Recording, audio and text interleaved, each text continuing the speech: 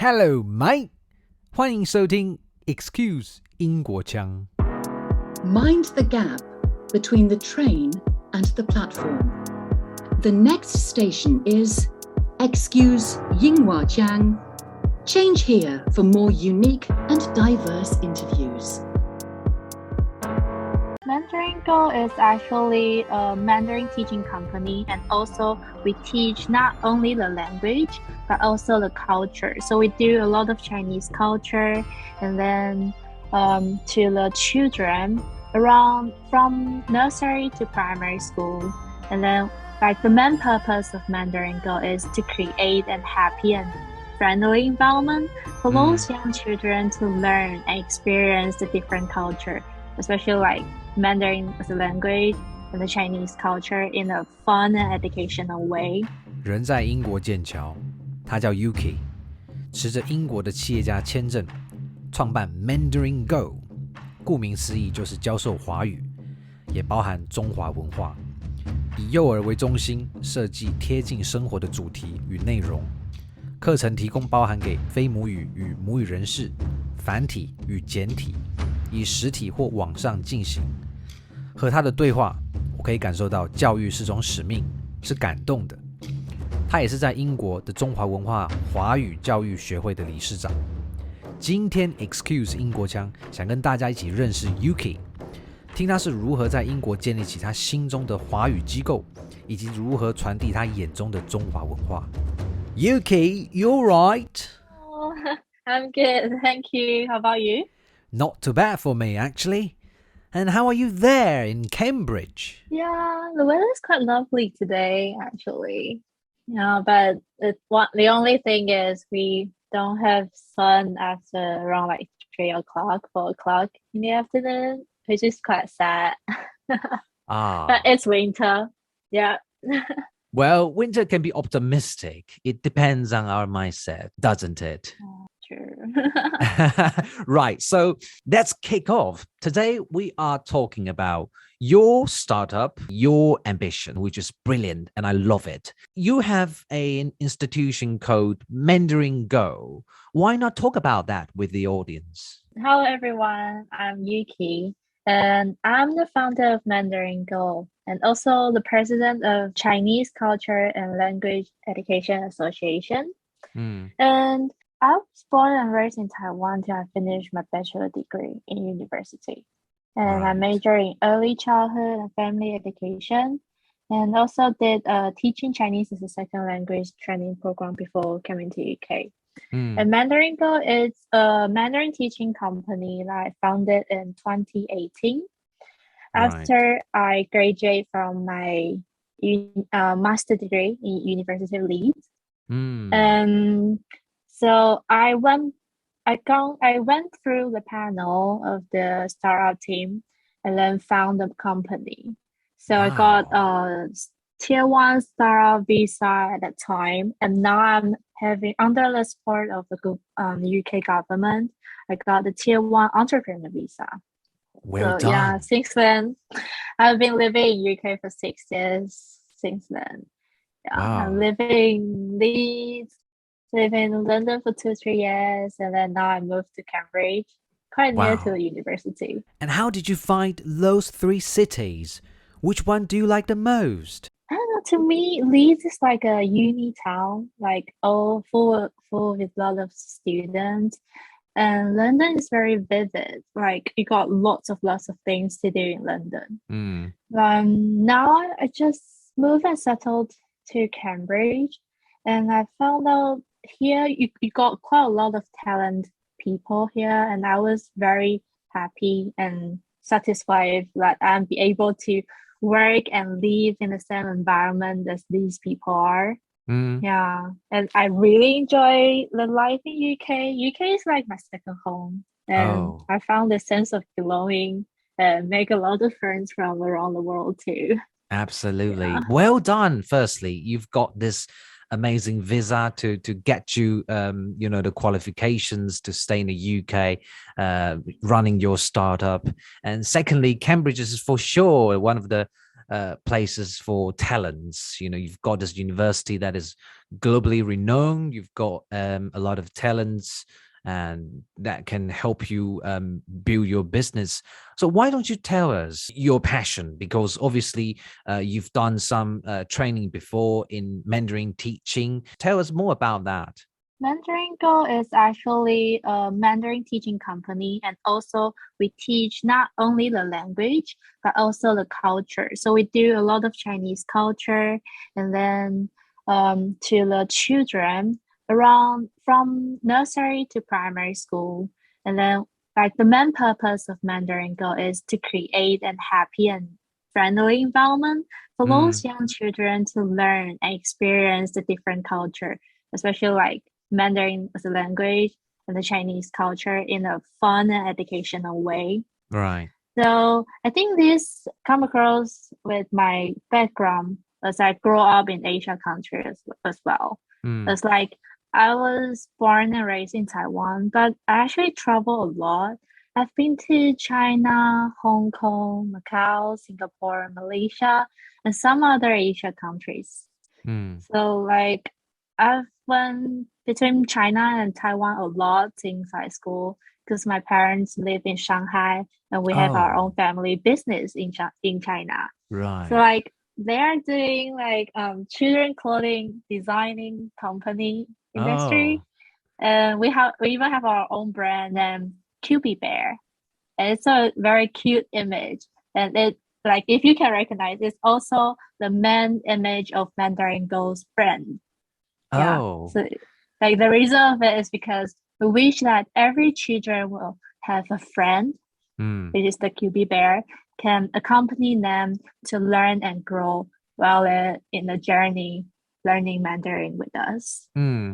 So your passion for teaching Mandarin actually can be traced back to your childhood, right? Because your father works in Shanghai running this children wear brand. And so you were inspired when you were little, and over the years you've traveled a lot.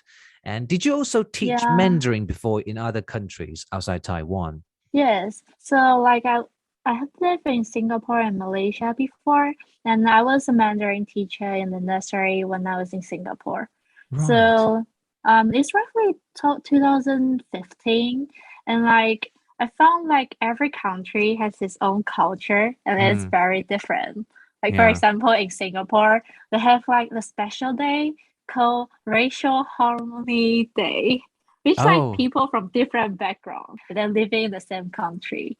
So like to me, it's like when it comes to education, like everyone is equal. That is what I learned from when I was in Singapore. It makes you humble, right?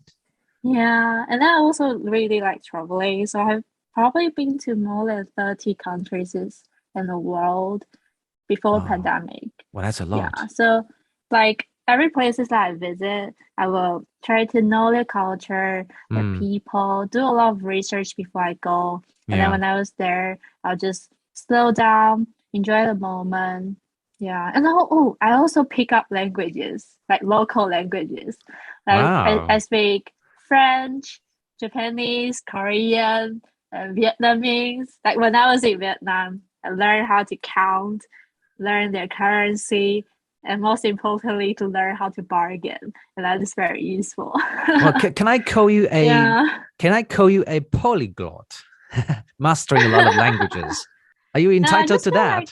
I just feel like having like experience in those countries and learning a new language, able to talk with people, and then like to experience the local way, really like enjoy. I really enjoy that, and to also order your make me street food, open-minded. bargain with the street vendors, etc., etc. Yeah, so that makes me more open-minded, and then also make me more learn how to respect and embrace the different cultures, that all the differences that we are. So with all your life experiences across different countries and while traveling, what is your philosophy of establishing this institution? So I think the very, very fundamental thing is I love education. And that is also the reason that I found Mandarin Go. Because like whenever, even though sometimes teaching or preparing all the lessons could be quite a lot of work, and sometimes it could be really stressful. But whenever you hear like children greeting to you every morning, say, "Good morning, teacher," and with a warm hug, it's just very like heartwarming. And then especially when every time I enter the classroom, I feel uplifted and energized by my students. They just give me a lot of energy, and that also drives me to establish my own company, Mandarin Go. I would say that the classes at Mandarin Go are very fun and energetic. Yeah, it's like we believe that because like the students are quite young, and we believe that if they can meet a good teacher in their early age, they'll actually benefit for their whole journey of learning. So like that makes me want to share this belief and happiness and my passion for the education to more teachers or like staff who work in this industry, and then like hoping that we can also all grow together, learn together as a community. And then I think that is the principle of why I found Mandarin Go.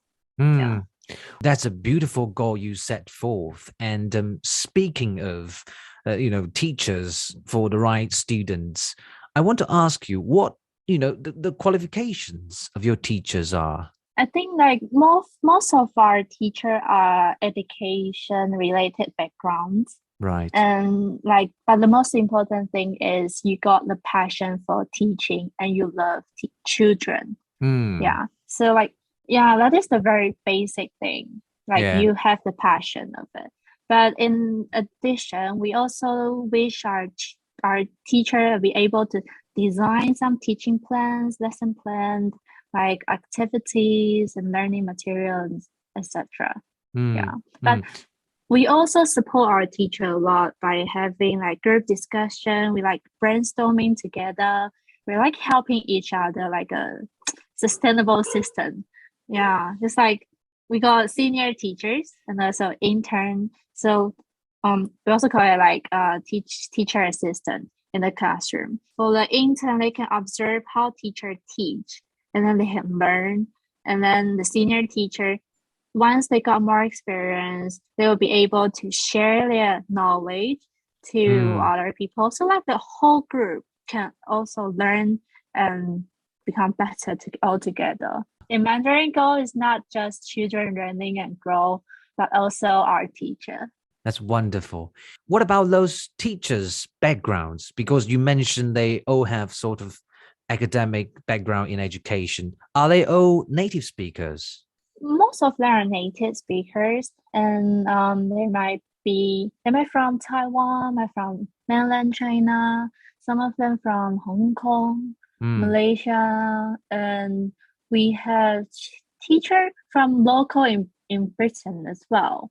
Yeah, so like they might have experience like did a PhD in Taiwan or in Asia country before, so they have the knowledge of like the language and the culture itself. Yeah, so we have quite a lot of different kind and background teacher in our groups. Well, that sounds quite diverse. This mix of different backgrounds from different angles that can really enrich the learning experiences for the children.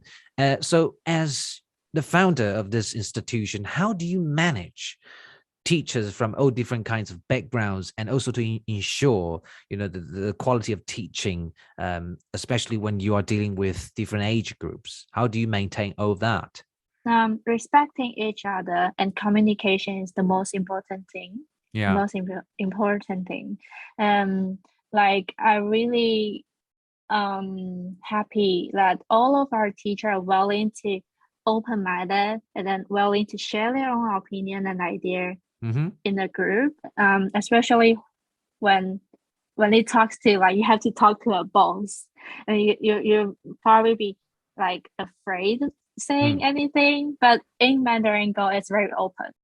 Everyone just say their ideas and we negotiate, and then because we know like what is the most important for children, so we have the same goal, so we can reach the place that we want to be.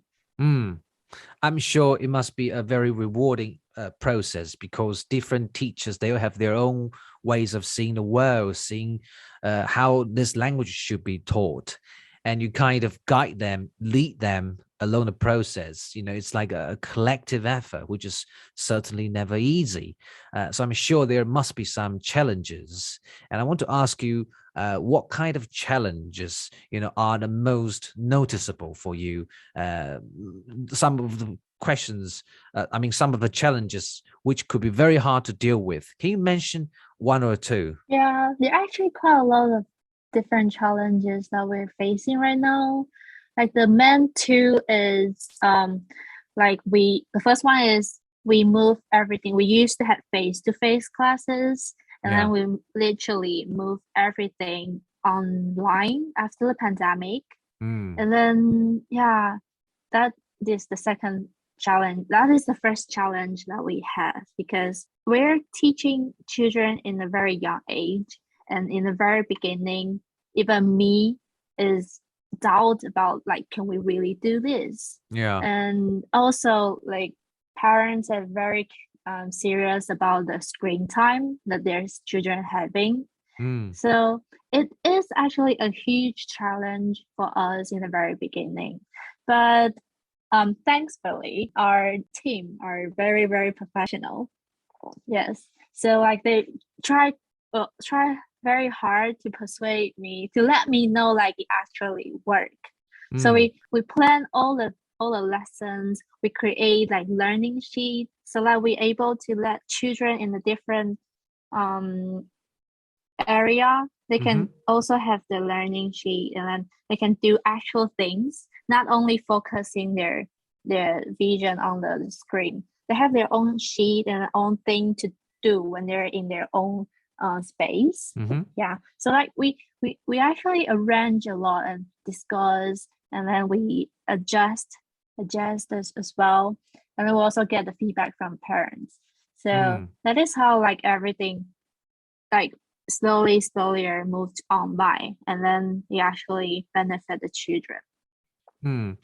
What about their initial reactions? Because a lot of people might assume that it is much harder for younger people, like children, to pay attention to the person talking from somewhere that is basically virtual. How did you overcome that first hurdles, and then it became refined afterwards, and then it was widely accepted by parents and children? How did you first overcome the hurdles? I feel like it's a lot of communication. We have workshop for parents, and then we're helping parents how we can help children to learn in the efficient way. And then we have all the materials that we need parents to help us to prepare. So children, when they're in their room, they can be able to do all the works physically, we are just next to them. Wow. So we actually need a lot of help from parents. So we do workshop, and then we do lecture. We're not only teaching the children how to use all the platform, but also teaching parents to help out. And then for example, when I say they can actually do something in their own space, it's for example, when we're teaching colors, and then we will say, hey, can you take something in red, 红色, for us? And then children will go and found in the room where is the red things, then they can take and show us. So something like that. Or we're doing arts and crafts, and then children can actually do on their own desk. They don't have to sit still and then watching the screen, seeing teacher talking all the time. There are actually lots of interaction, and then you can just be with other children and share things. Yeah, I can see the model is very engaging and quite interactive. Speaking of Mandarin education in the UK, I was wondering, how do people learn a foreign language in a foreign country easily, especially when they are quite young, not in the same space as you are? There must be a lot of unpredictable factors that could come in during this delivery. Because let's say in Taiwan, if you are to learn French, you need an environment. And if you can talk to your language exchange partner, it's probably not enough.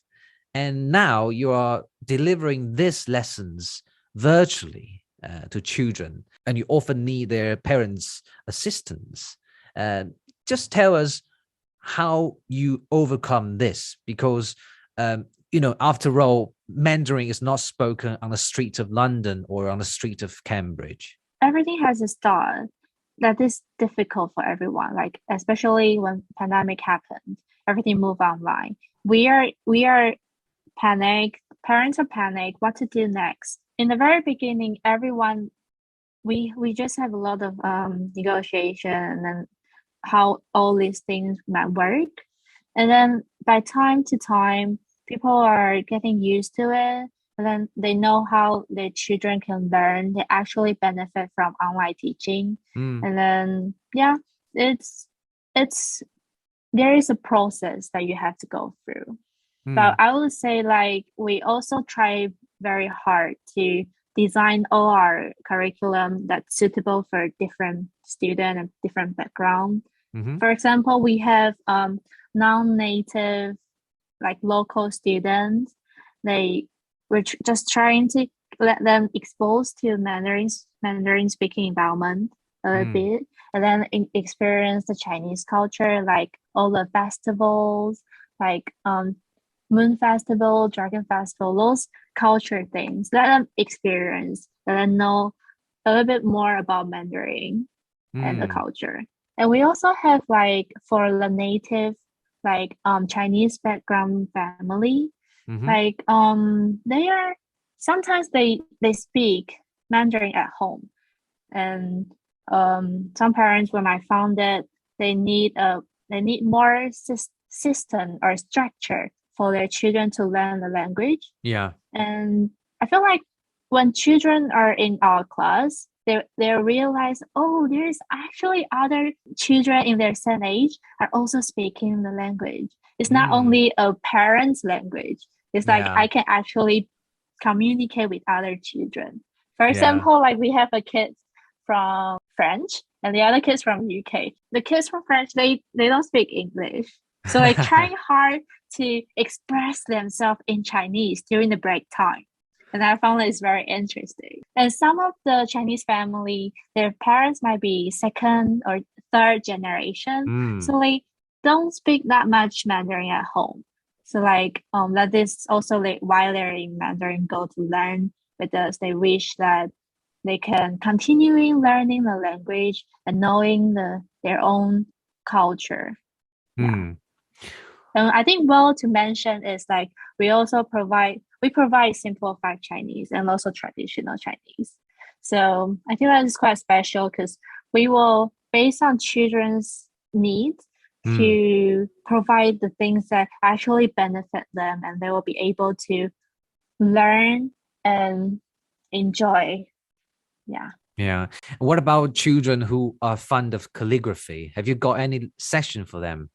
Yes. So like we have lots of fun and educational courses like singing and dancing, arts and craft, and we also have like cool science and like all the Chinese calligraphy, and we do it online as well. And in the camp we have like holiday camp for them to join. So it's not like, apart from the regular class we have every week, we also do cultural events, festivals, and holiday camps. So like you got more options to experience, to expose yourself to Mandarin and to expose yourself to Mandarin and the Chinese culture. I suppose there are things that you can't really learn online. So in terms of calligraphy, I would I would assume you have to really sit by the children and kind of guide them through the writing, right? Is that how it is delivered, or you can also do this virtually? Yeah, we actually do face-to-face events, like all these events in UK. So like we have lots of collaboration with the local primary schools, museums, libraries, wonderful. And like community center. So like we are able to let more people to experience the culture locally. Like we have like fun fair, we have the workshop, we have quite a lot of different events that going on throughout the year. Just out of my curiosity, have you ever taken children into the British Museum and explained those those works in Mandarin? We're actually planning to do so, like, because like some of the museum in London, in UK, they actually have some Chinese elements inside. Absolutely. And we're trying to find out and then like give them a tool and like go out and say, wow, there are actually Chinese people here in the UK before. Like all the history, all the things that I'll be really happy if I can like show the children, and they might have more connection, saying now, we do have some connection with the Chinese society, with Asian countries, something like that. I wish I could have had that education when I was little, to really have this immersive experience of learning things. You are the manifestation of your institution, Mandarin Go, because it seems you've put a lot of momentum, a lot of actions into your courses, and children should never feel bored with it, really. When we look ahead towards the future, what do you envision the demands in Mandarin teaching in the UK or perhaps beyond the European continent? After all, Mandarin is a language that has been picked up until quite recently. But what I do know is Mandarin is a language that is quite popular nowadays because, a lot of people speak it. Inevitably, we will do trade with one another. And of course, Mandarin is also very rich in history. And if you go to the British Museum, you've got a lot of things to see, and a lot of characters, a lot of poems, a lot of artifacts to behold. Basically, it's a very rich history. So tell us, what do you envision, in terms of the trajectory of Mandarin teaching? I think like more and more people are interested in the Mandarin and Chinese culture, and especially in UK, the government even has the Mandarin Excellent Program that encouraging more students and more teachers to teach Mandarin for the local student in UK. So like there are more and more bilingual schools who teach Mandarin and English, and also Chinese school that established in the UK recently. So I feel like the demand is rising. When there is demand, there is also need the supply. And I realized there's not enough supplies in the country or in the worldwide. Because like even when we have a lot of good teachers, they might still stuck in Asia or not able to reach out. It's not like they don't have enough funds to travel abroad, or they don't have information or student or client from online. Even though online, they don't have enough information to get. How do I get a student, or like when I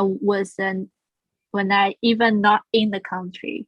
So like that is also the reason why I found the Chinese Culture and Language Education Association. It's like I wish that we can, through this non-profit organization, like we can provide people from around the world that is passionate about education to join the community and contribute their expertise to help each other. It's like teaching abroad is not that easy, and some of the teacher might not even able to have the basic salary to live in the country, because like you have to have lots of part-time job to support their living cost. So Yeah, I found out quite a lot of teachers who are passionate about teaching, but they don't necessarily have the opportunity or funds to go abroad or teach foreign students, teach there. Yes. I can see that you've got a lot of ideas and you really put them into action by founding this association to help teachers and also to bridge that to the demands locally or even the European continent, because now internet is a place where everything is possible, and you've got all your remote teaching tried and tested with a lot of children and parents satisfied with the services. So I think the future is bright. And so before we go, Yuki, have you got something that you want to tell our parents? Yeah, I really hope that the public will appreciate our service, that will be willing to support us by letting their children to have fun and learn with Mandarin Go, and also for teachers who are interested in teaching Mandarin abroad or teaching online. They will be able to join us to the community, or like you can, or if you willing to support us by donating to this association, which will allow us to fulfill teachers' goal and ambition in Mandarin teaching and that education, will be really, really appreciated. Yeah, I can feel from Yuki that she's so passionate about what she does. And if you're also fond of it, why not give it a try? Send your child to see her and to experience 1 or 2 sessions before deciding what to do next. All the best to your Mandarin teaching mission. And I hope to see you stronger and more established in the future. Thank you very much, Thank Yuki. you so much. Thank you so much.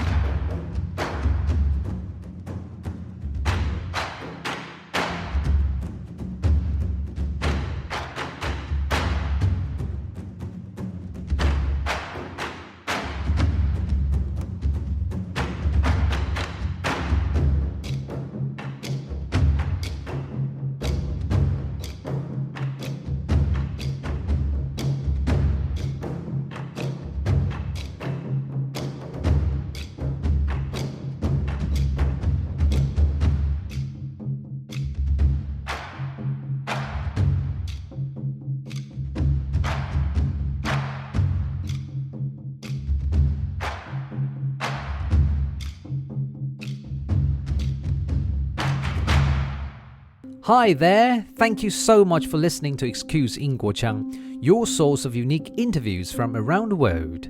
Cross-cultural understanding starts where perspectives are heard. If you're fond of my interviews, I would be grateful if you could rate and review my channel on Apple Podcasts to show your support. If you're interested in joining other listeners who enjoy this channel, you could ask to join my Facebook group, Excuse 英国腔, and of course, on Instagram, you can also follow me there. Until next episode, cheerio!